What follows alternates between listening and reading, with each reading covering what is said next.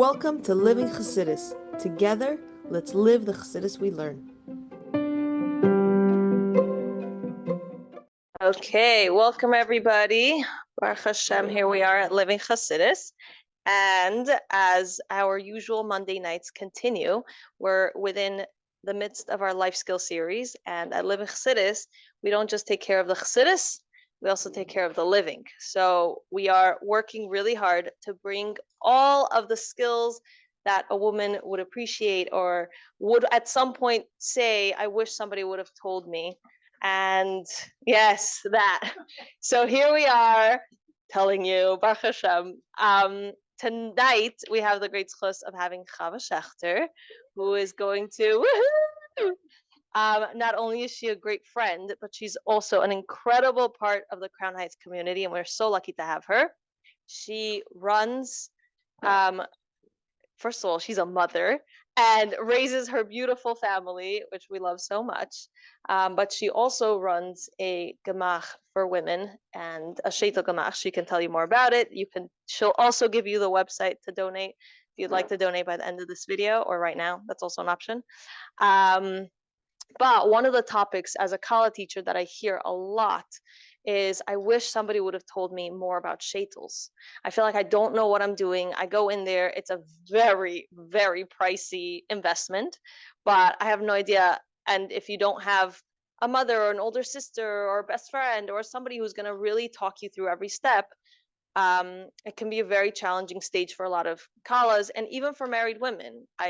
When I was asking Chava to speak about this, I told her, I'm like, there's certain things. I've been married 14 years and there's certain things I still don't know. And I'm so lucky that Chava's here to tell us all about it. So there you go. Thank you, Chava. You want to flip it onto your, probably in this one. Yeah. Does that work? Yeah. Yay. Hello, everyone.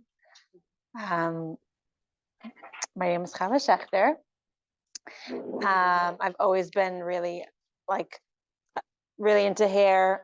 In seminary, I remember cutting people. My friends used to trust me with their hair, and my haircut started out interesting, but then I'd go sometimes to the salon and watch cutting, and over time, Baruch Hashem, my skills improved, and then eventually I started doing Sheitels at some point, first washing and setting, and then I started selling and cutting and coloring at some point. As Michal said, Sheitels aren't a big investment. It's interesting because it's one of those things that's not really an investment. Investment is really something that supposed to keep its value or increase, but Sheitels are not really like that. It's just kind of one of those very expensive short-term use. You like bracha investment. So it's my first time, speaking about it in this kind of setting. So I'm definitely happy to take questions. Maybe I guess at the end, once I go through the stuff that I prepared. I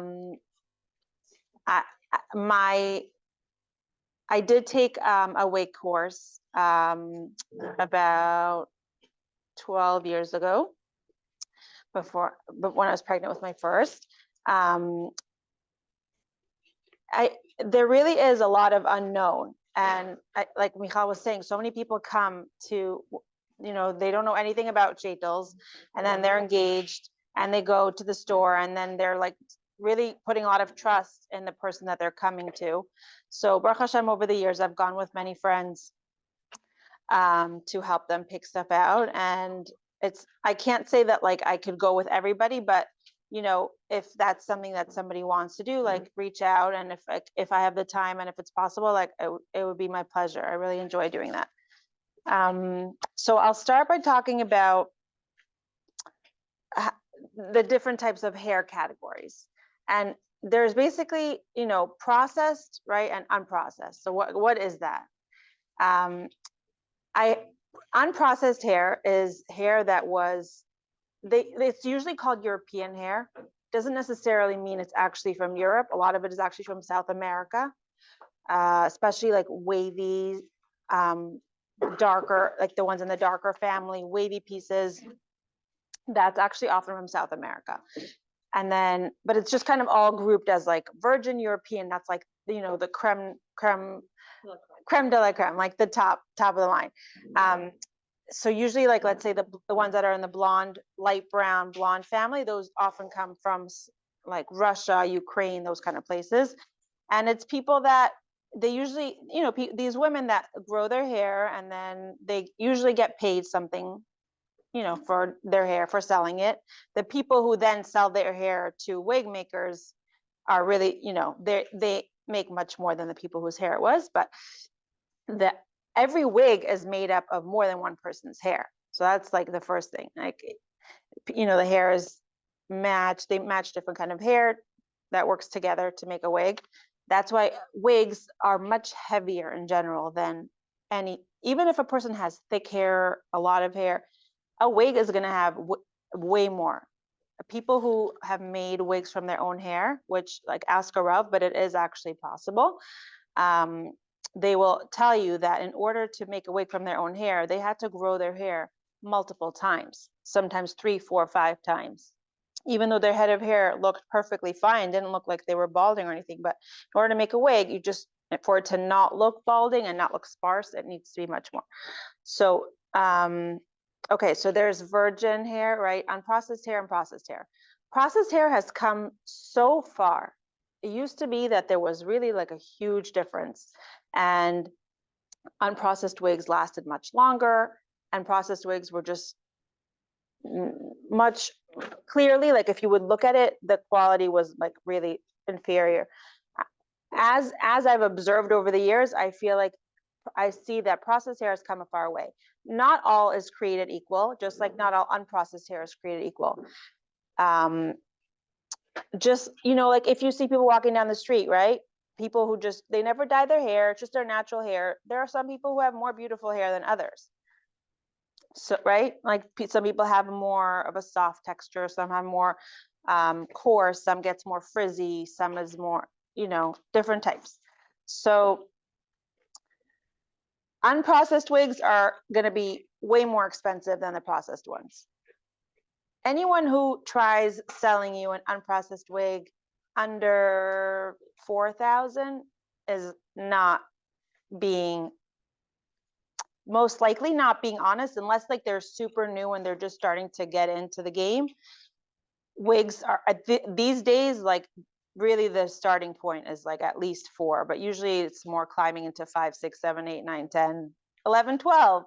For unprocessed. For unprocessed. So everybody has like a yeah. Processed wigs, one thing I'll share is that I find is amazing is that there's actually like this newer, I don't know really where they're bringing their wigs from, but there's this thing called the Wig Outlet that's kind of like taking the place by a storm. They go to different communities, they bring tons and tons of wigs, and they're selling them for like about 1,000. Sometimes they even have like 2 for 1,500, and you could share with a friend. So at first I was super skeptical, but at this point I have probably like 30, 40 people that I know that have gotten wigs there, and they look lovely. So I feel like that's a fantastic option. They're not unprocessed, they are processed wigs. But for that price, it's really, they could look really great. Another thing I'll say is actually, when it comes to,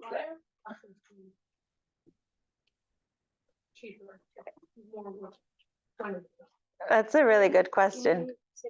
What's the price range of processed wigs? Okay, so now, you know, with the Wig Outlet, there's like in the 1,000, right? Which for a while there wasn't really anything in that budget, in that range. Like it used to be that was the processed range, like let's say, you know, 1,000, 1,500. But lately, over the last 5 years, I would say, the processed wigs have been more like in the 2 to 3-ish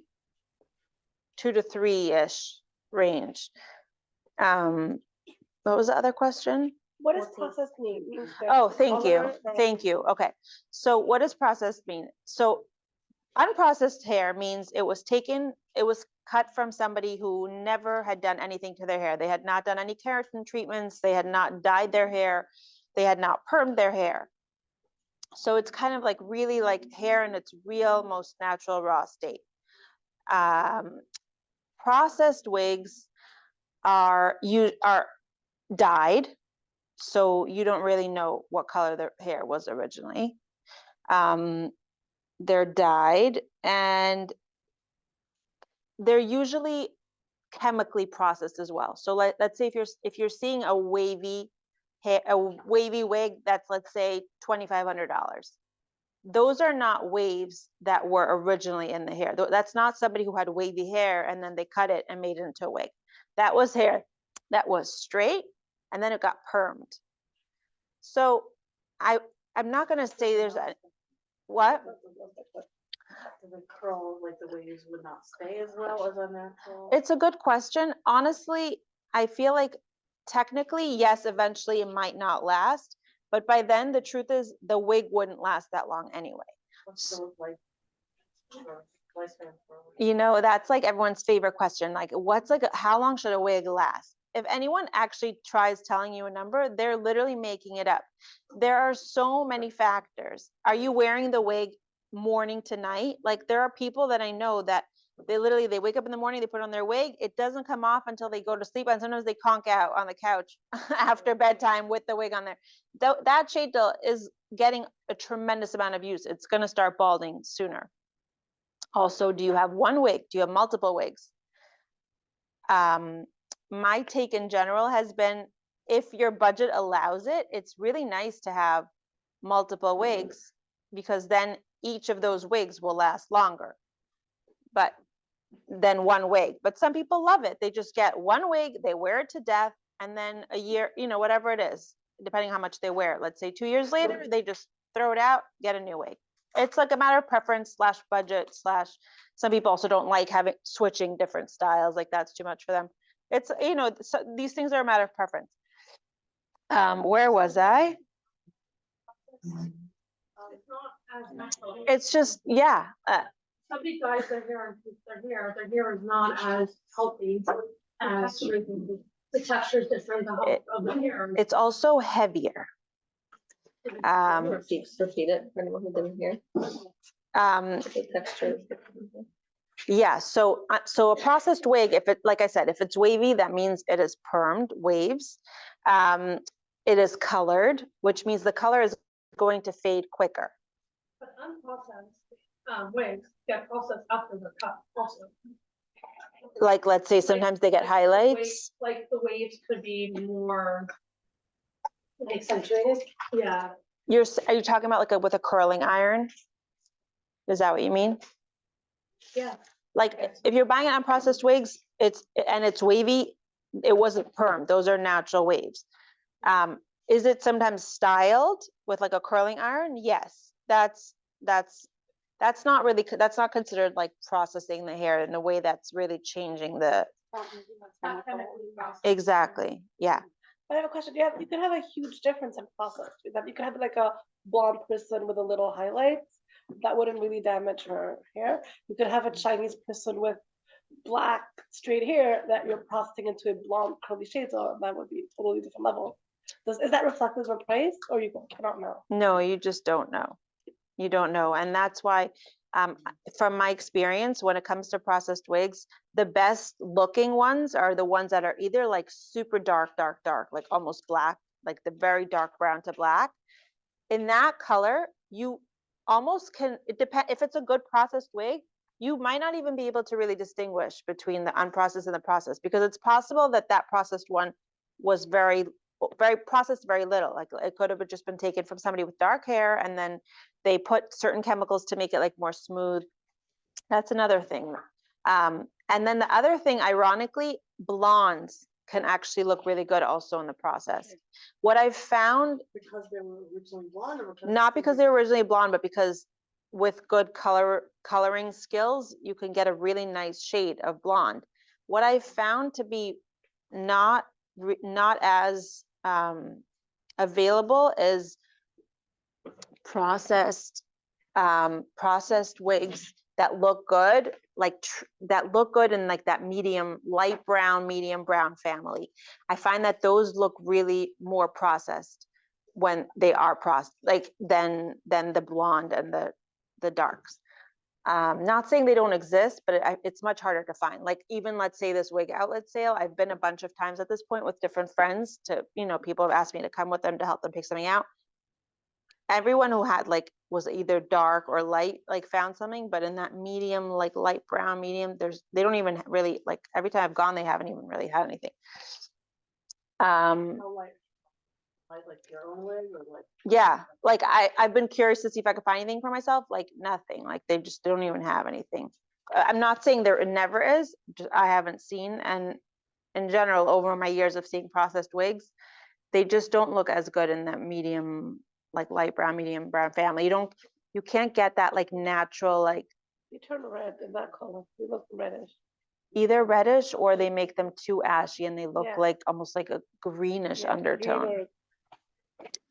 Okay, so one thing, okay, so processed hair, something that's interesting is a lot of times it actually holds a curl better. Like if you put a heat to it, process actually usually will hold better. It's not as affected by weather. Like if my hair my Sheitel is naturally wavy. If I go outside, like today I went for a walk in the rain, I was wearing my not processed wavy wig, not this one. A friend of mine was wearing a processed straight wig. By the time we were done with our walk, she didn't look that different. I looked very different. Like my wig needs some TLC. Yeah. Yeah. Yeah. It's less affected by weather, by temperature, by humidity. Does raw mean? Raw means, yeah.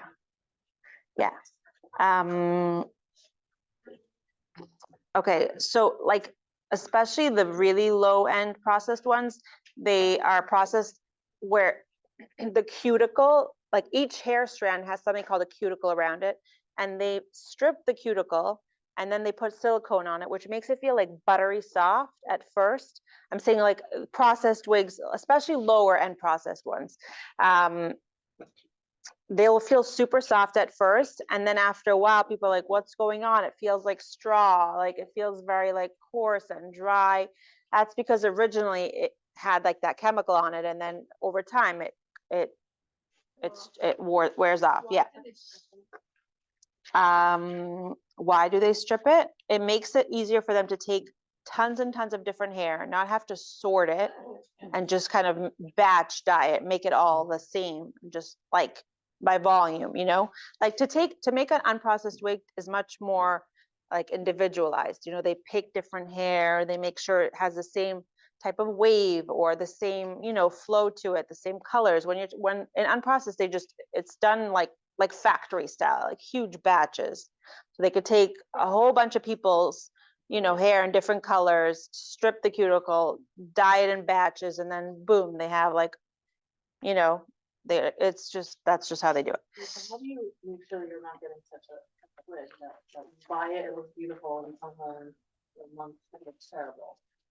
Like I said, however they process it, it's come a really far way.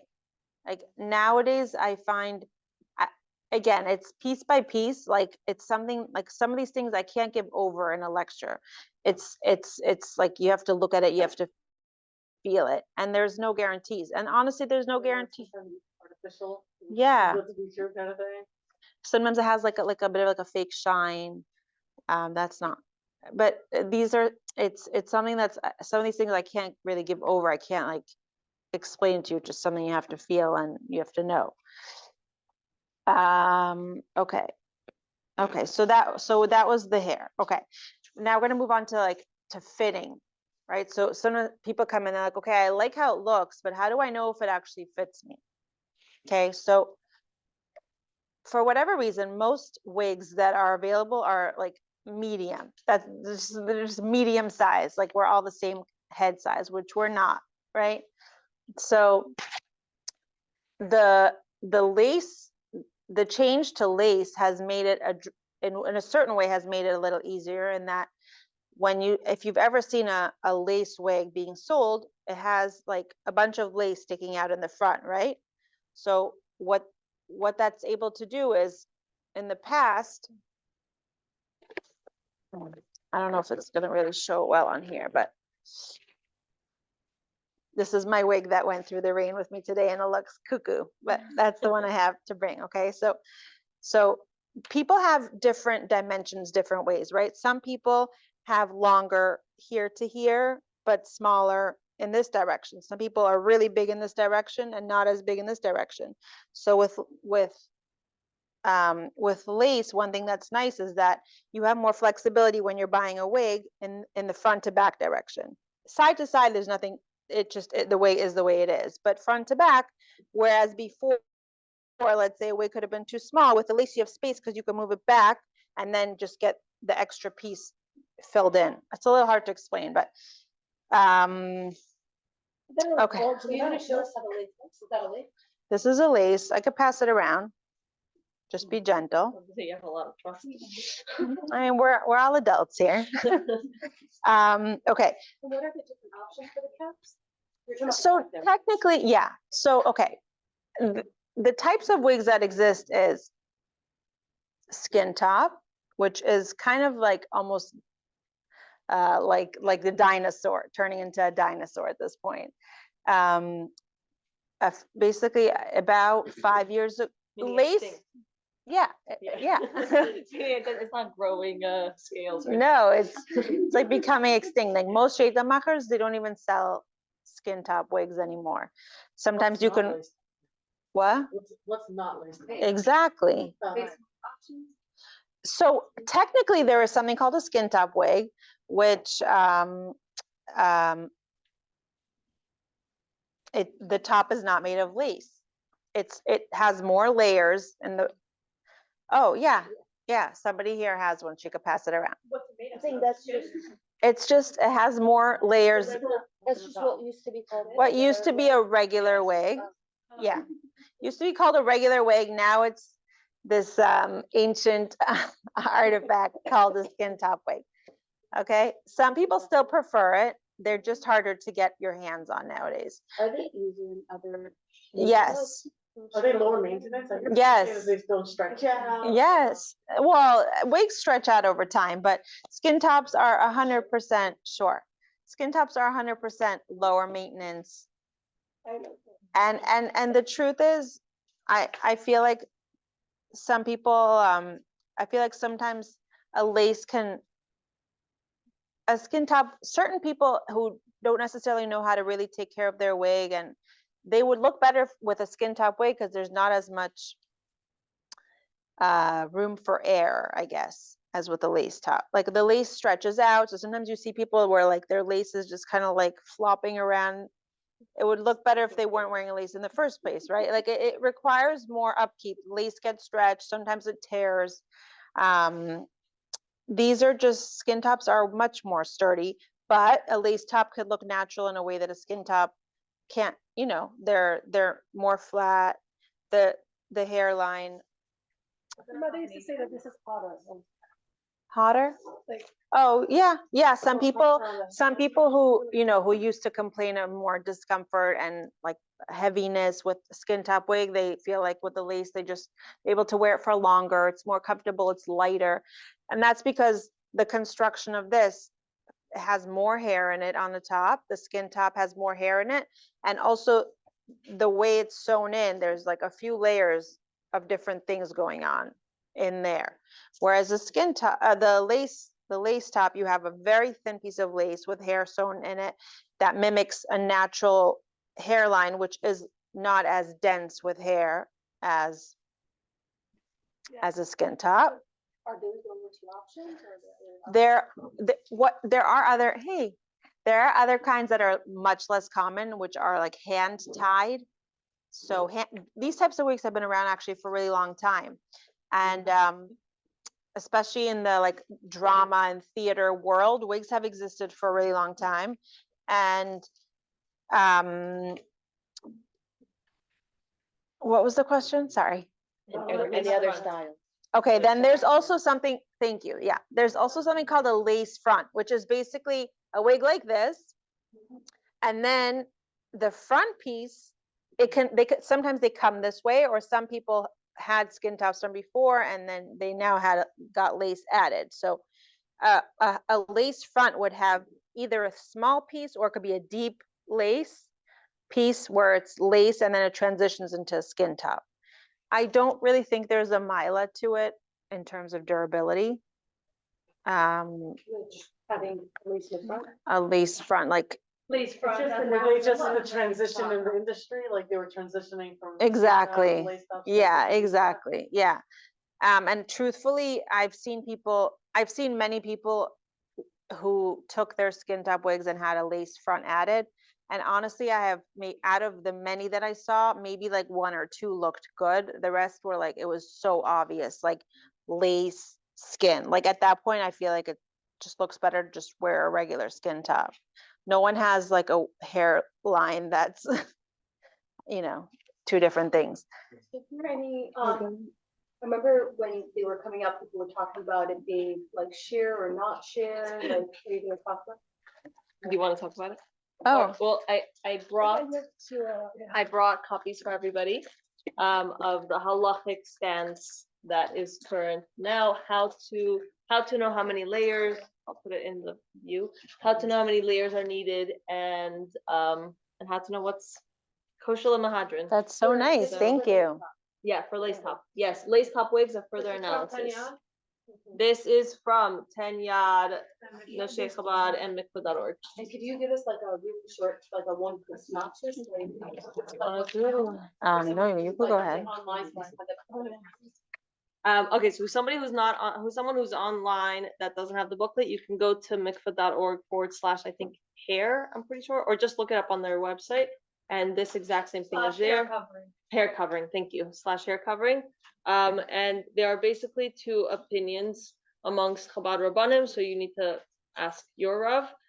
But it should have more layers than what the Sheitel comes with naturally. It should have at least 1 more layer according to one set of Rabbanim, and more layers, enough layers that it's completely opaque according to a different set of Rabbanim. So if you're buying a lace top, you're gonna need to add layers. Lining. Yes. Yeah, I don't know why they don't come ready. Yes. The question is, so you some have to ask do. for it. Some do come with a lining. Certain companies make them with a lining, but most or many don't. It's another payment. Yes. Yes. And can you still get volume with a lace top? Like, That's a great question. Yeah, so you have to work more for it. It's definitely going to start being more flat, which kind of that's what many people are after. But some people do like their volume, like me. so then you'll still get a lace top and add volume? Or So I mean, there's different ways to do it. You can have more hair added in to lift it up. Another thing that you can do is just the way you have it washed or styled. Like when you get it washed, there's different things you can do. Like, let's say to get this flip, what I did was I parted it slightly over to the right. I made a part, and then after it was dry, I took the hair a little further from the others, like hair that had dried this direction. I then flipped it over this direction, so it has a bit of a lift, and then I used a curling iron or like a blow brush to, blend it together. But that's like one way of doing it. Most people, if you look around, most people are not doing it. I guess they're not missing their volume, but personally, I'm They don't know a how to sucker do for it. volume, or they don't know how to do I it. think like volume is not that popular. Right. Like, People are like really into their like pancake situation, which some people, They want no volume. they want no volume. Yeah, right, right. brush your wig every day or multiple times a day or? Not at all. Definitely not every day. It really depends. Some people's process, it depends, but it depends. The place that wigs usually get the most knotty is like by the nape, which is like by the neck, especially in the winter with scarves and coats. It could turn into a bird nest pretty quickly, and it is important to be more on top of it in those months when you have stuff rubbing against it all the time. And I forgot to bring a brush, but Like a cheaper material is gonna knot more, obviously, I don't know if that's all. that can be that processed wigs can not more. I wish I had a brush with me. I'm sorry, I forgot for my show and tell. But basically when you brush out a wig, you start out at the bottom wherever you are. Like let's say here, this area right here is usually where the most of the knots are, right? So you don't want to take a brush and go like this, because if there's knots, it's gonna like start ripping out hair, a lot of it. And every strand is like $100. So you don't want to do that. Not actually $100. I'm just exaggerating. 50. Yeah. So you don't want to just go in with a brush and yank it. You want to start at the bottom, work out whatever knots are in the bottom. And once, let's say like this area, you feel like, oh, it's smooth. Okay, then you slowly make your way up. That's just the safest, right, good way of brushing your wig. Is there a brush? Are there brushes that are better than other brushes? Yes, and I'm really sorry. I totally forgot. I have tried so many brushes, and there's a brush that I'm absolutely obsessed with. I will, yes, stay tuned. I'm sorry. Yeah, exactly. Another thing, it's not a brand name. I get it from AliExpress, and and I've tried so many other brushes over the years. I've tried the wet brush, other brushes. Don't have tips, like the personal. So the one that I like, it has plastic and like hair looking bristles. Each single piece, like each set has a little plastic piece with a bulb and like hair like type of. The bulb at the end. How do you find that gets stuck in They're not all created equal. Oh, okay, fine. Like I bought another the one. same brush people use in their regular hair doesn't usually work so well for their shape. Right. And why is that? Yeah. So that's a good question. But for the brush, should it be something with that has very separate bristles? Instead of like all together, you know, like the wide bristles. I The just Shabbos brush, I don't know what that even looks like. like instead of having like they're very separated. There's a lot of like empty space. I can only share the one that I happen to really like. I'll share it with you and you'll post it, Yeah, whatever. I'll share. You can usually tell, meaning whatever brush you have or you want to try, you can see if it's getting really stuck and just not getting through, then try something else. Okay, so back to the fitting. Do not ever buy a wig that's too small. There's a difference between snug and too small. A new wig, like even people who have already been wearing a wig and then they're buying a new wig, they try on a new wig, even if it's the right size for them, it will feel snug because whatever wig they were wearing already got a little more stretched out than it was originally. It's okay for it to feel snug. What it shouldn't be is too small. What does that mean? Number one, easiest way of knowing if it's even remotely your size is where the earpieces fall, okay? They should be sitting somewhere on top of, like above your ear. It should not be sitting on your ear. If you pull down the wig properly and put it on and it's sitting on your ears, it's not the right size for you. It's too big. If it's way above where your ear is, like a good inch or more, it's too small. It is possible certain companies, because people have been really into like wanting to, especially with lace, wanting to tuck the hair behind the ears. A lot of companies started offering, some even make without, but some sheitel machers will be like, oh, I could take your earpieces out. And people are really into that. The problem is then literally they cut off a big piece of the wig. And now when the wind blows, a lot of your hair is showing. So I don't recommend that, or at least ask a Rav if you're considering doing that. I was gonna say that is a halachic question.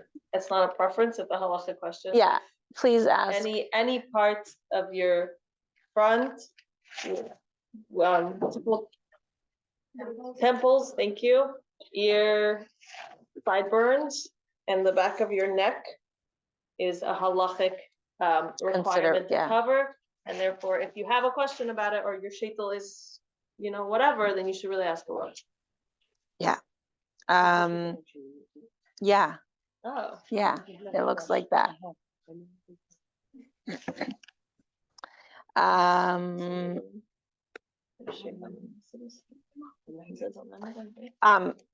One thing that people have been really excited about with the lace wigs is that people who'd have an interesting, like let's say a low forehead or a widow's peak, yeah, they can. It used to be that, let's say you had a widow's peak, you had to have your sheitel all the way sitting down over your widow's peak. Now the wig like can incorporate the widow's peak. One thing to just be aware of is that when you're getting your lace filled, like let's say someone has a big widow's peak, right? Lace has to always be cut in a straight line. Lace cannot be cut around the widow's peak. So what that means is, yes, you can have that really cool widow's peak, but that means you're going to have a big chunk of lace showing, just a lot of extra lace sitting on, very noticeable. One way to take care of that is to have the sheitel macher add more like just kind of random hairs around in that space so that it's not just a bunch of empty lace sitting there on your forehead. The other option is to remove it. I'm saying if you're not like emotionally attached to your widow's peak, there are methods of removing it. And a lot of times if people have either a really pronounced widow's peak or just a low hairline, it can make a huge difference in the way, how natural and how good it looks, the wig, when you have more forehead to be had. The general, like, you know, like from like a beauty perspective, your face is kind of divided into like 3 sections, and each one is like, let's say around 4 fingers. So you have four fingers, 4 fingers, 4 fingers. What did you say? So if someone, 1.5? so some people have, you know, like 2 fingers here or very little. So it really, it can, bigger is always better, because you can always pull the wig a drop more forward to create like a more, you know, even, but Yeah, you go.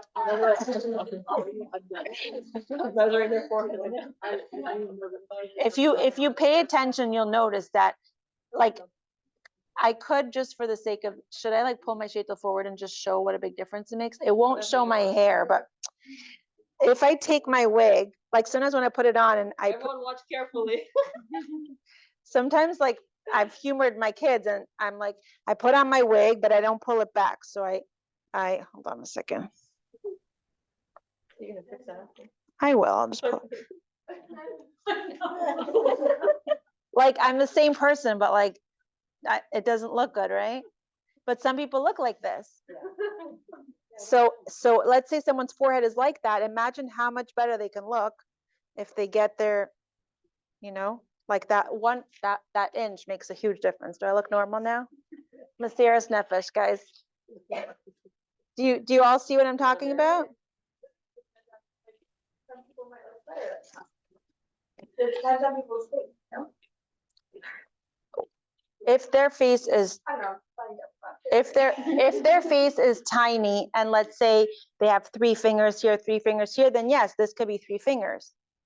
But the average face tends to be, like, let's say like a person has a really, like, you know, much more petite face. I do happen to have a, whatever, a big long head, I don't know. But it just should be around proportional. If it's 3, it should just be 3, 3, 3. If this is 2 or 3, but then the rest is 4, 4, that's just it. If you really pay attention, you'll notice what I'm talking about. I'm not saying you should go and start analyzing everybody, but that's what Lady on the street, you need to move your sheitel back. So some people, yeah. Anyway, there are, if it's the whole hairline, then it's gonna be like either laser, you know, doing laser or. So that's a great question. So bangs. So somebody asked if they still sell wigs with bangs, or how does that work if you have to get it custom made? So wigs actually come in a way that you could cut it however you want, and bangs is not something that it comes with. It's something you can cut. You don't need a different. Having bangs if you have lace, like do lace and bangs work together. When lace first came out, sheitel machers were telling everybody like, don't get bangs. It doesn't work well. But over time, changed their tune and they've said like, yes. And then actually the nice thing about it is that whereas with a skin top wig, bangs were kind of very heavy and you had to work really hard to get them to be a little lighter, get a lot of thinning, to not have like a thick chunky bang. With lace, because the density is lower, there's less hair there, it actually ends up looking more like a real person's bangs, like just has a more natural look to it because it's not all that thick. So for someone with a low hairline, is it Bangs just are a the great top? option. Yes. Because I mean, I know it's skin top. Yes. Like their Sheitels would actually go a little higher than their hair, but The bangs would cover it, right? Yeah, I love bangs. It just somehow, along with skin tops, they've gone extinct lately, but I think they'll make a comeback because bangs are so cute and they really look good on so many people. And it's always less heavy, the way like Sheitels Like Michal and I were talking about the other day, she was saying she needed to, can I share this? I don't know what it is, but go Oh, for it. just about how at the wedding, like she had to drive to a wedding out of town and she had a long drive ahead and she thought, and she was like, I'm not going to wear this wig because this wig, I have to like move away from my face. I rather wear my bangs one that like, technically it's in my face, but like it's actually out of my face. Like I don't have to adjust it. Like I could just, you know? So anyway, I love bangs. I think they're going to make a comeback. Okay, so we went through fitting, coloring. Okay, so this is actually a great wig for this part. One thing that is really interesting about blonde wigs is that somebody who has blonde hair, if they put on a wig that's exactly the same color, it's not going to look right. And rooting, it used to be that people who had, you know, got their hair done, and then if they started having their roots growing in, it's like time to go back to the hairdresser. Now it's like a thing on purpose. People do this on purpose. They root their wigs, their hair. So with blondes, yes, rooting makes a huge difference. Processed wigs often come this way already. Like this is how this wig came. It has like a darker, this is a processed wig, yeah. It came, you know, darker here and then has, it looks really, the color looks really nice. So sometimes people aren't sure if they should go with a darker wig. Let's say they're kind of in between, you know, in between colors. Should they go with a darker wig and then highlight it? Or should they go with a lighter wig and then root it? And that's a really personal choice. It really depends on so many things. It depends on how hard your blonde is, how hard it is to find your shade of blonde, and if you found the right shade, you know. By the way, with the one thing to keep in mind with processed wigs is they don't tend to dye well. They don't, you can go darker. Darker is always easy. Lighter, not so much. Like if you're planning to highlight your processed wig, usually the hairdresser they'll do like a test strand, but most of the time on a processed wig, it's gonna just start turning like a greenish, like it doesn't work well. So if something that's something really important to you, then that might be a consideration whether to buy a processed wig or not. Dyeing darker is always fine. It's always fine. It will work. It might not. Again, it depends. If a wig is processed, it might not take the color well, but usually darker ends up being fine. So when you're talking about blondies not wearing the exact same colors, you're talking about doing darker roots. Yeah. Okay. Let's see what else. What would you want dark roots? What would people want dark roots? It's just a really fascinating thing that if you put on a wig, whatever color you're like, let's say, right, like if you put on a wig that's exactly this color, it's not going to look optimal. Like it could look much better if it even had like a slight depth in the root. Yeah, like Doesn't have to be, this is like a really stark root. It doesn't have to be this like a bit of a rooting in with a wig means like getting this part dyed darker. So let's say even my wig, not processed hair, yes, has highlights. Some of it is from the sun over time. Some of it, like I got put in highlights. I like highlights. Over like about once a year, once I get it rooted, because everyone's hair, natural hair, like I don't know if you guys remember, but well, a lot of you don't have wigs. In the summer, right? Your hair gets lighter. So with the wig, it's the same thing. It's just that your hair is growing. So eventually you end up with like lighter tips, right? But the wig, it's like, it's not growing out. So that's why they tend to, you know, get really faded at the top, especially. So that's why, More natural with a little bit. yeah. Get that maintained, you get the color put back in to keep it looking good. Good question. It really depends. Sometimes somebody asked if you can maintain your processed wig. And it's something like you can't know ahead of time. Sometimes yes, sometimes they dye well and they take color and you could rejuvenate it. Sometimes it'll dye well, but then a few weeks later, it just goes right back to that like older color. Highlights are always lighter. Highlights is lighter, low lights is darker. So a lot of times blondes will do low lights. They'll get like a root and then like low lights, which means they just to add that dimension. That's not all just flat one color. I wanted to so with skin top wigs, most people just always kind of did this and then the clip and then stayed put and that's it. Personally, even with skin tops, I always liked wearing a wig grip, which is basically a velvet piece. I'm going to show you in a second my favorite kind, but there's a few different types. I didn't have them all at home to bring. A lot of people just liked wearing it like this. Personally, these always hurt me and this makes you bald over time. So so I always wear a wig grip, but that was that. With lace, because the inside is very like much more slippery, a lot of people who didn't used to wear a wig grip find that they do need to wear one with a lace wig. One nice thing, I have it on this wig, but I'm not going to take it off right now, is I actually have the wig grip sewn in. That wig, the velvet piece is sewn in here, which is really nice because then I don't need to put on two separate things. It's already in the wig. I don't have. Isn't the band It is, but you can, I'll show you in a second. Okay, so here's my favorite kind. It takes up the least space.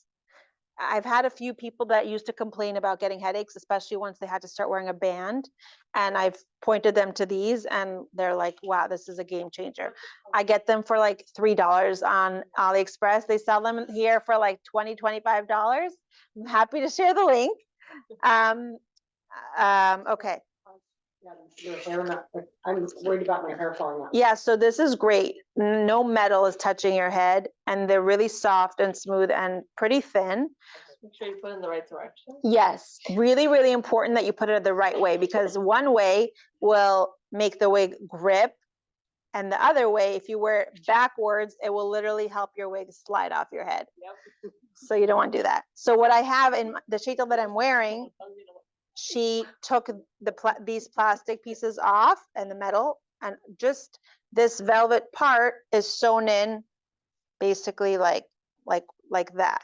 And it's really convenient. I just put the wig on. I don't need to put the wig grip and then the wig. Exactly. Okay, so that's the wig grip situation. Another thing is lace. People who wear makeup, the front of the lace will usually tends to absorb whatever makeup is sitting on your forehead. So even if you know how to wash your wig at home, washing it is actually not really going to get it out fully. So one really helpful thing is this ultralight cleansing oil.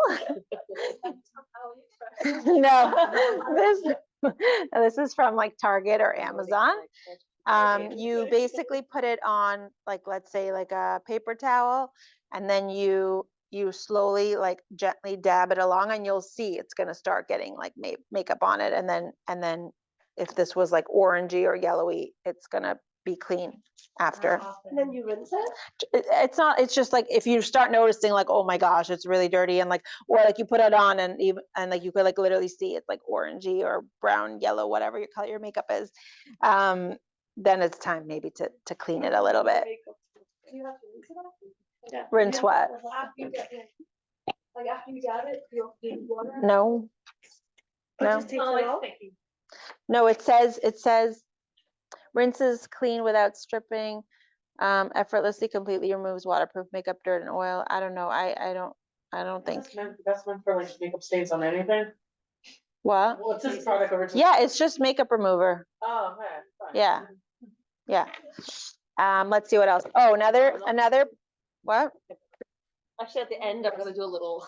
Okay. Another thing that I like is, it's Moroccan oil, but I recently discovered that it comes in like a spray form instead of like where you have to pour it into your hand and then like go like this, and you don't really know if you got the right amount. It just kind of, this is much easier way to get it to cover a bigger area, not like concentrate where like you have all of a sudden like a big glob of it.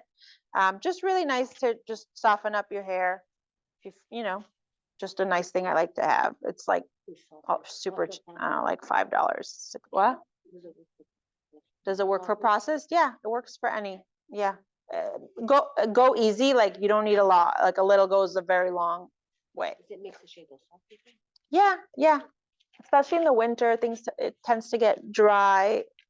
Just gives it a little bit of that shine and some softness. Okay. Oh, back to I wanted to share something about the different kind of wigs. There are one type of wig that I didn't mention that I'm going to mention now is called either a fall or a hat Sheitel. And this is basically a Sheitel. A regular fall is a Sheitel that it doesn't have like a front. So the way it's intended to wear is with like some kind of headband, or you could put a hat over it, but it originally was meant to be like worn with like some kind of headband in the front. That's one kind of wig. And then there's a hat fall, which basically the whole top, there's like nothing. And then there's just hair like here on the bottom. So like, let's say you want to wear your baseball cap or your beanie, I don't know, whatever it is. So yeah, right, there's a hustle wig. I don't want to hate on anybody. It's a company that makes hat wigs. So some people, they love it. They don't, then the whole winter when they're wearing their hat, they don't have to use a nice wig. However,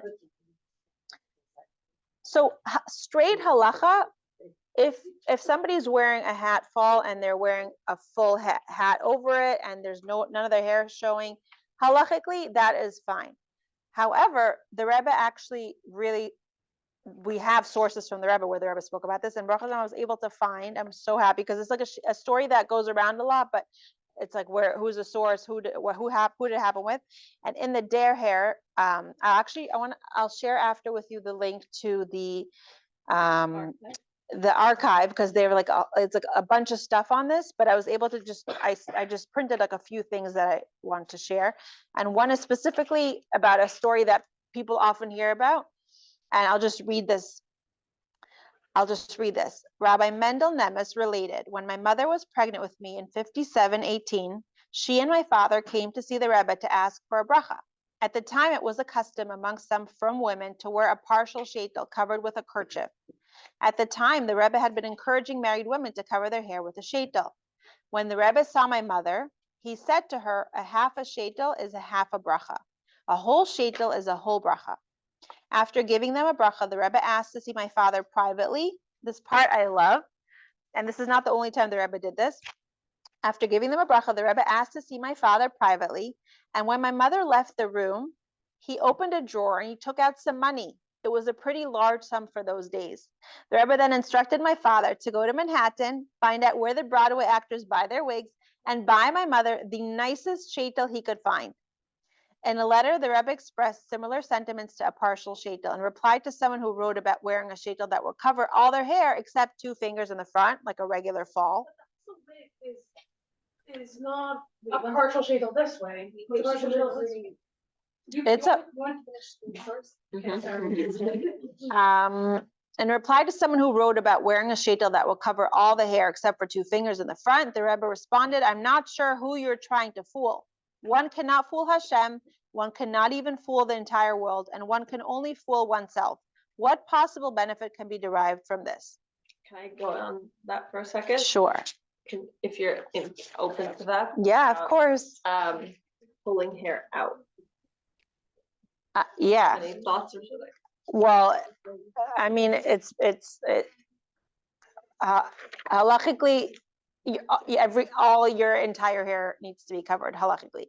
So pulling hair in the front, it's just showing people your hair. I mean, if you have more to say on the subject, but it's just it's a halachic problem to pull hair out. Yeah. And another thing, because you just asked a good question, you said, what's really the problem? Because like I said before, halachically, let's say wearing a hasel wig, if you're wearing with a hat that's really covering all your hair, like halachically, straight halacha, there's no problem. But for us as Lubavitchers who want to do what the Rebbe has instructed us to do, and the Rebbe knows way more than we do, obviously, and he's actually going to touch on this in another thing that I printed. There's actually a book called Covered in Blessings from Sheitels in English. That's amazing about all these things. It's one of my books. Yes, it was like 2 years ago, I think, but they sell it. Okay. During a Yechidus around the year 5732, a chassid asked the Rebbe several questions regarding the Rebbe's push to wear a sheitel. The chassid asked, is there any significance of wearing a hat on top of a sheitel?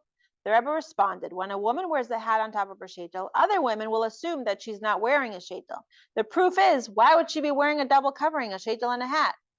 They will therefore think that the hair under the hat is not a sheitel, and thus they will assume that such behavior is appropriate, and it's enough to wear a hat on top of her hair. It's important to note that in a place where it's customary to cover the sheitel with a hat, the Rebbe wrote one should take into consideration if wearing the sheitel uncovered would breach the standard.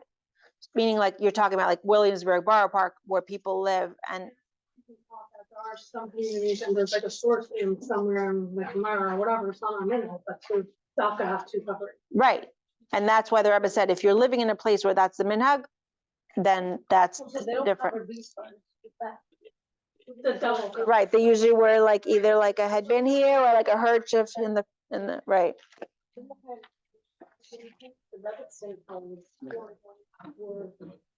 Small, I don't know. And a hat, like a hat and a kerchief. I feel like in general, we can't always. I don't know. I didn't meet the Rebbetzin, and I've seen pictures, but I don't know what she looked like every day, and I don't. But I feel like the Rebbe, we can't say about things we don't really know, and I don't. And the Rebbe clearly gave his opinion and instruction about these things.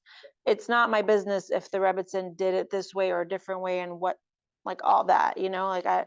His family did have some customs that were different from the. Totally, yeah, and right. Like it's not my business to go and I can learn about it. And it's like for interesting purposes, but in terms of what we should do, we're not left in the dark. The Rebbe gave us super clear instructions about pretty much everything.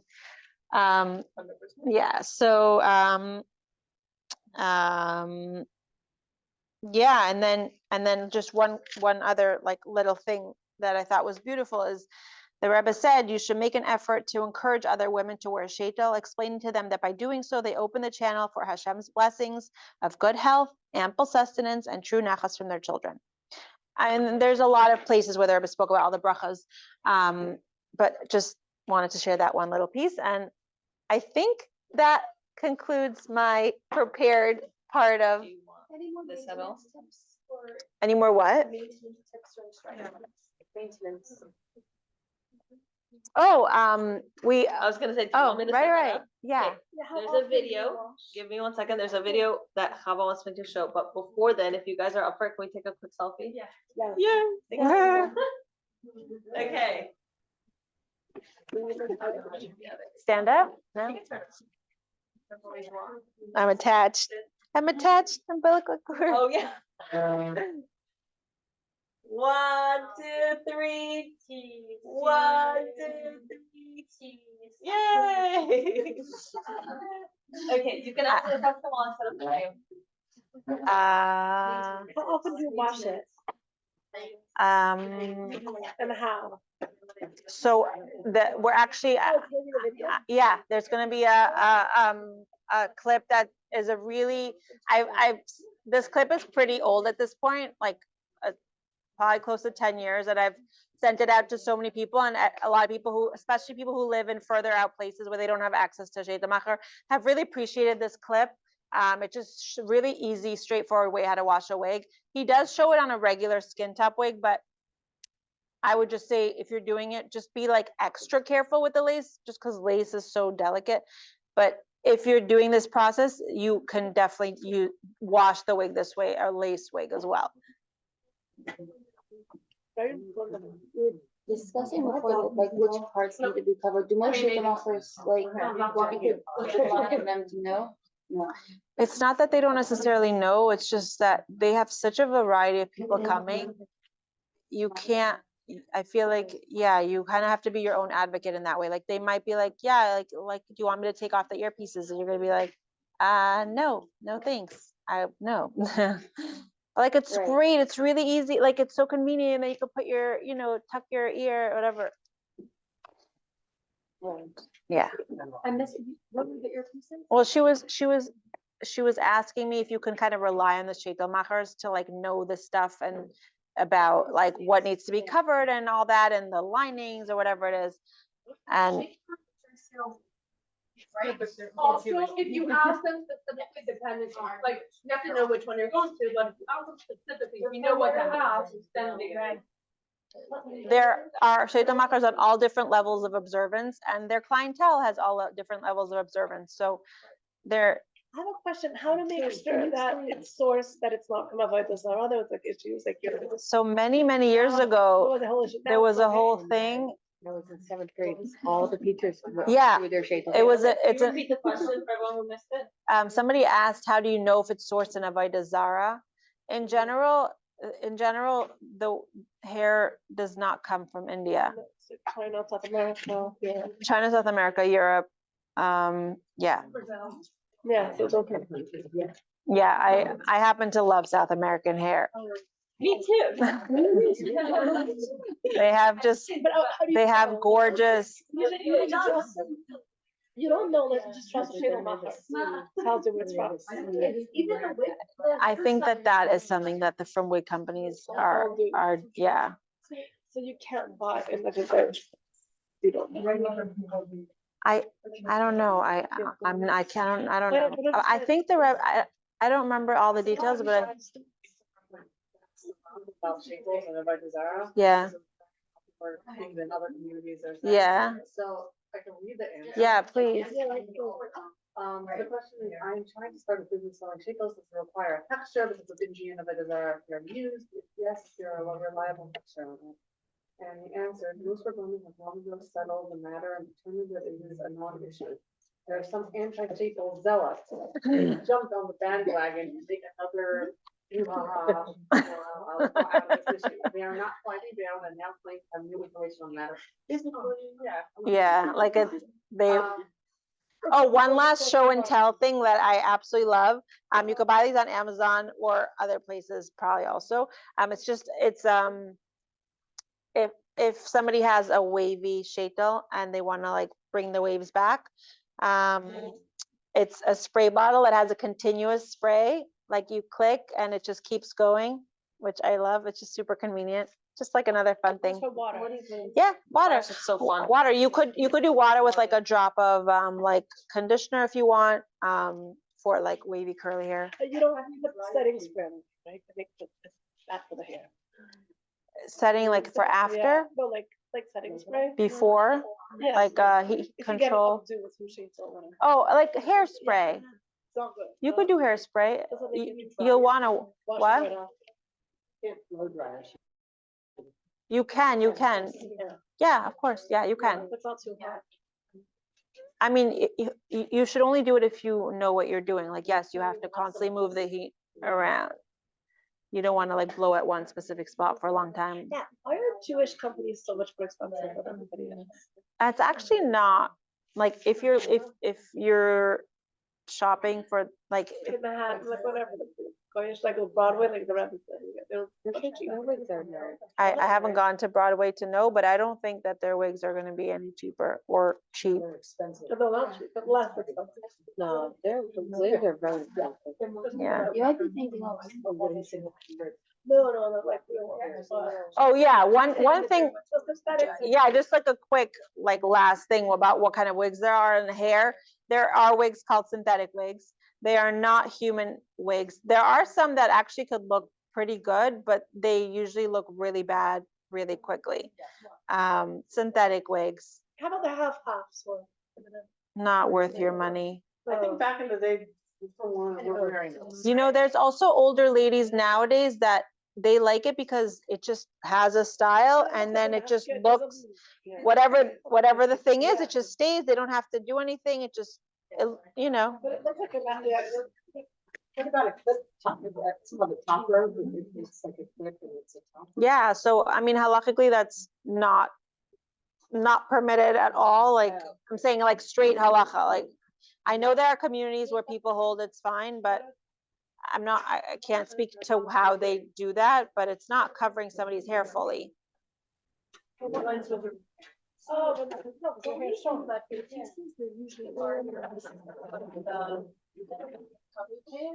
Yeah. Yes, however, wigs in general just often don't really fully, that's just, So what is recommended to get it covered? Like, to cover this stuff?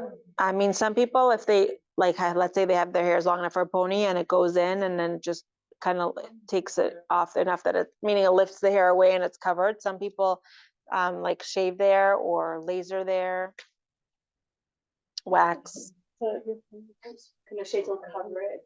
Like just When it's down, yeah, but like as soon as you're in the wind or, yeah. You could put them up. Yeah, like that. And then that's it. And then like, oh, okay. Oh, but could you get a bigger, like a bigger wig? No, that's gonna, no. Pony, there are actually, that's another type of wig that exists. It's called a pony wig. It doesn't, yeah, there's one company that kind of like pioneered the pony situation and they're called Wonder Wig. And then they came out later with the Wonder Wig Edge. The original Wonder Wig was made like a fall where it didn't have like a proper front. You had to wear it with a headband, which Lubavitch women were not doing because then you are going to have hair. Like it's very hard to cover your hair properly if there's no like front to the wig. Then later she came out with a lace version. But again, it's a little tricky depending on your hairline. Like if you have, some people get really lucky with their hairlines. They have like no hair on their neck and their hair here is high up and then they could wear a pony wig like that and look great. But a lot of people, huh? Yeah, but that's not actually going to cover if you have like hair on. I have a lucky hair. Okay, what do you? How are you going to cover it? I mean, when you're ready. yeah. Okay, you can ask, you want to answer it or you should put the video? How are you going to cover it? I mean, you'll have to wear the sheitel wherever your last baby hair ends, like a drop in front of that, which you have a really beautiful big forehead, so you have a lot of space to work with. Lucky you. How big and beautiful is we all have gorgeous foreheads. Nathan's not. Is there a sheitel? I remember someone having a sheitel that like dried, flipped upside down, and then she wore it after like. Yes. So natural. Yes. It's. Meaning like not. I do want the volume. One or the other. Are you? So I mean, it's just. I used to actually do that with my sheitel. Oh, you can do it with any? Yeah. Just like the dried upside down. Yeah. Okay. Thank you for reminding me that I haven't done it in so long. I totally forgot about it. I used to do that like all the time. Yes, it's like vavoom. Yes, that's another way to get volume if you're into that. can I pause? My phone's not letting me do both at the same time. It's Okay, either Zoom I'm or gonna be this one. quiet. So okay, I'm gonna do first on the Zoom. It's literally like, oh no, it's long. No, you can't do it in one place. Yeah. You can't share the screen on Zoom? How long is the video? I'm gonna share it. I don't remember, like 7 minutes. You could put it, it could be a little faster. You could put it on 1.25, maybe 1.1. No, 2 is too fast. Okay, so then what should I do? Should I just do it? Just show it here. Can we turn this around? What? No, what? No. You want to keep it like that so people could see it. I'm so confused. Okay, If people look, if everybody just looks at the phone, they'll see it. you can see it there. Or if you can- What? The video's gonna be here, no? I was saying I could face this on that. No? Let me- I'll just share the link. Everyone can watch it from their own, in their comfort of their own house. Let's. Yes, it's on YouTube. It's available. It's not, Oh, you're saying take this to show. Put that facing the wall. that was my idea. And you were Yes, like, sir. what are you I doing? know, I thought you meant something else. This way? No, isn't it the other way to the camera? This way. Okay. Sorry, you're literally. We're cutting the cord. Okay, I can't see the other side. Okay, can you, Yeah. do you mind switching the? And we don't have to watch it now. We just send the link and everyone can watch it at home. I just find it like helpful.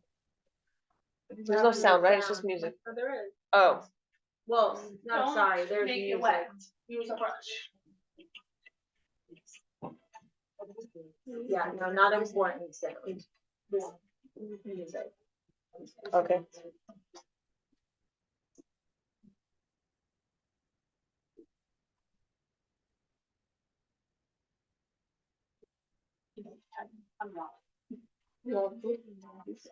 I'll send them. Okay.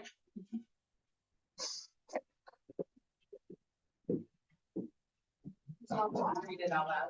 Okay. Don't use a comb. Begin by checking clips and combs to make sure no hair is caught in them and brush back.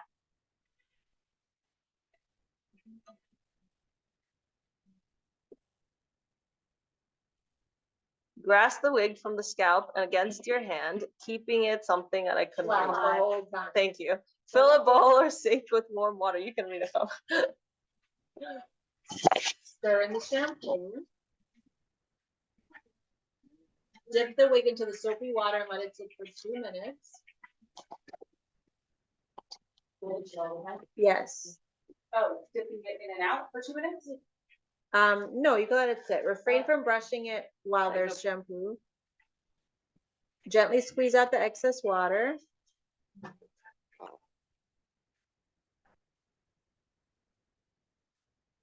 Drain and refill with clean water for rinsing.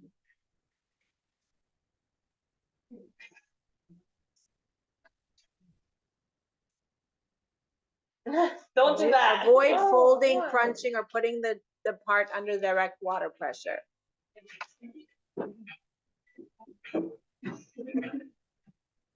Oh, that's too good. Add conditioner, mix well.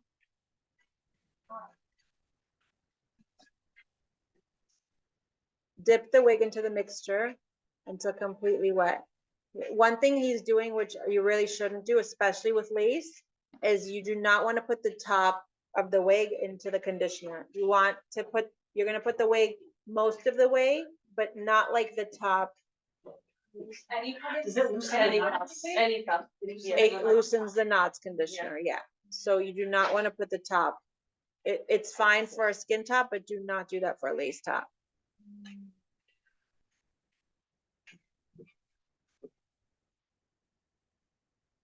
Oh, you don't rinse it again, Rinse the wig with clean water. The rinsing part to do the top. Yes, This is just the conditioner. yeah, you do not want any conditioner around the whole like top. Loosens.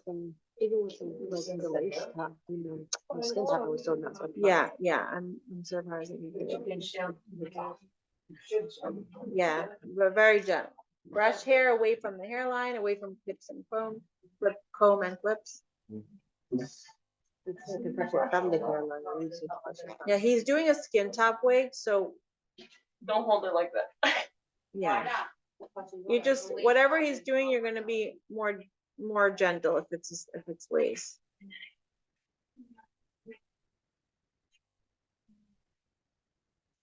And if you want away from your face, you can brush all the hair backwards.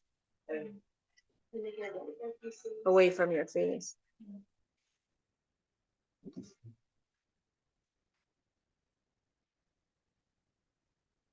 Never pin the so the same holds true for lace. You do not want to ever put a pin. You don't put any pins there because it makes holes. You don't want to make their lace already has little holes, but you don't want to stretch any of those holes with one of those metal pins. Why is it not put on the side? What? Why is it not put on the side? Oh, on the air piece, okay.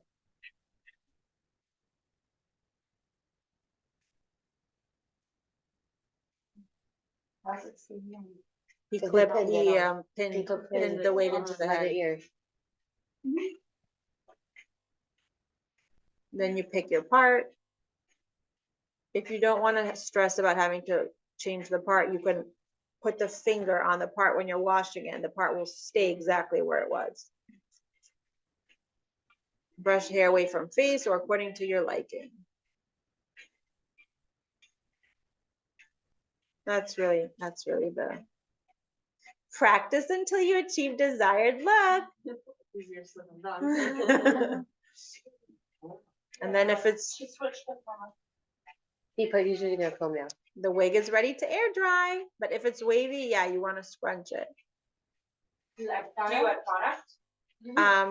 I usually don't, but some people are into adding like pearl cream or mousse. When it's really humid, sometimes I do, but that's a skin top, so you know you could skin tops. Remember we spoke about how they're just they're what? For height, brush all the way back, and then it's also more away from your face. Or you could dry it upside down, do like a lot of volume. You've done the part already and then you dry it upside down. But where do you, Yeah. how do you have it upside down? It's gonna mess up with the. Honestly, what I used to do is I would take the big foam head and I would put it like I would open 2 kitchen cabinets, put the foam head in, and then close the kitchen cabinets, and it held it in place. Just remember when you walk into the kitchen in the middle of the night, there's not like a person hanging upside down in your kitchen. You want it hanging like that or fully upside down? I liked it fully upside down, but if you have one of these tripods, you could do it like that. I liked it fully upside down because I like, for like that. Yeah. So pretty. Look at that shine. Look at that jump. Look at those curls.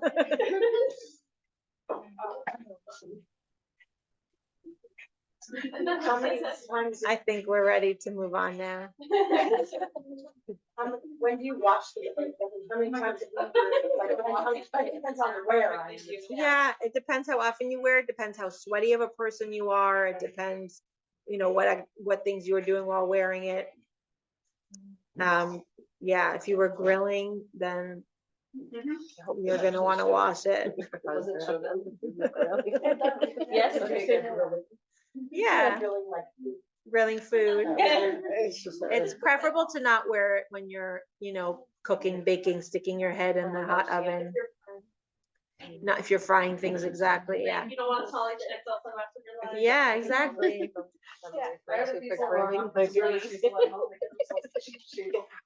Who other lady girls?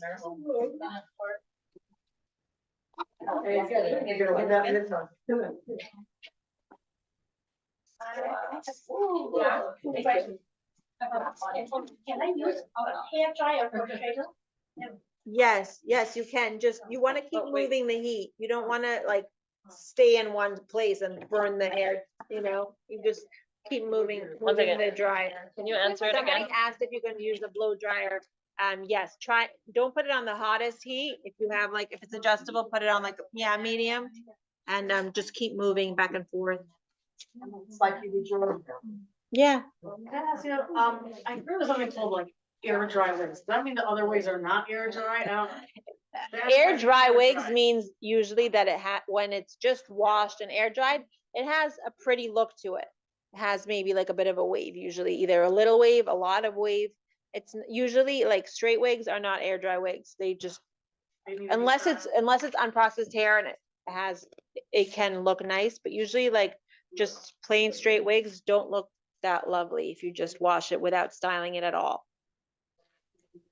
What about those wigs that the style is to be very sleek? How's that achieved? How's that achieved? Often with a straightening iron. Oh, there you go. They usually blow dry it and then go over it with a straightening iron for that total pancake situation. No, it really does. It looks so nice on certain people and then really horrible on other people. You just have to know, have to have a good friend who will tell you where you fall. And yeah. I use electric curling irons to fire. Yes, yes. Just only do it if you like have like either like, you know, you have a thing, like you're good at it, or you feel like you could be good at it. So you watch some YouTube videos, or a friend could show you, like, you know, if you've never done it on your own hair, maybe don't start on your $3, $4, $5, $6, $7, $8, $9, $10,000 wig. So again, about styling after washing, like, for someone who doesn't have the skill of styling, what kind of process, like, you wanna wash your, like, and you don't wanna pay for like a wash and set, you wanna wash it yourself, then what's the set? Like, Yeah. what's the easiest way to do a set, like, setting? Using a blow dryer as a styling tool is pretty challenging if you really don't know what you're doing. The easiest thing you could learn how to do is using a curling iron. There's definitely a learning curve, but I feel like a lot of people could definitely learn that skill. Even Helps people learn how to do that.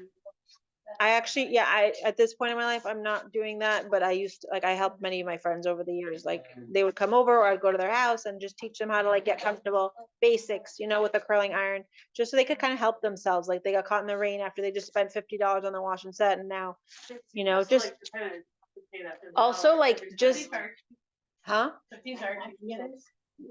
What? Show, could be, yeah.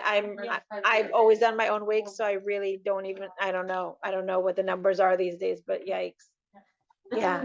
Yeah, like, that's the biggest. Also, like, a little goes a long way. Like, usually, even if you just learn how to just do like the front two pieces, like, just let's say today, like, I was heading out and just added like a curl here and a curl here, and it just like right away, like, you know, gives like a nicer look. Not everyone's into this look, but I'm just saying, if you can, doesn't necessarily mean you have to be like doing your entire head, just even like around the front, just knowing how to like style it around your front can make a big difference. You have different, What's the question you answered just like, before? with, Sheitels, like, do people, Yeah, so it's a personal preference. Some people like, you know, they like being able to go from short to long, from bangs to curly to I have straight. a friend, this is many, many years ago. It must have been about 16 years ago. And she moved out of a very small town. And she had a short blonde Sheitel and a long, more like gingy Sheitel. And she kept she loved both, and she kept switching. And her neighbors were just like they were freaked out. At one point, they just sent the kids and like, "Can you ask her what is up with her hair?" I was really think it funny. was two different women? Like, which one is Like, it? Who what is- is up with this woman? Like, you know, like, how you know, back and forth. And Grow grow it. it, because one was short and one was long. I'll pass this back. For the blue dress. Not the curling iron. Yeah, the curling iron, we get it. Guys, thank you for being my. Thank you. Thank you for being such a lovely audience. Thank you. What about it? That, if you ever, like, if you know how to use one, then Doesn't damage the hair? Yeah, they took you off have the- to know.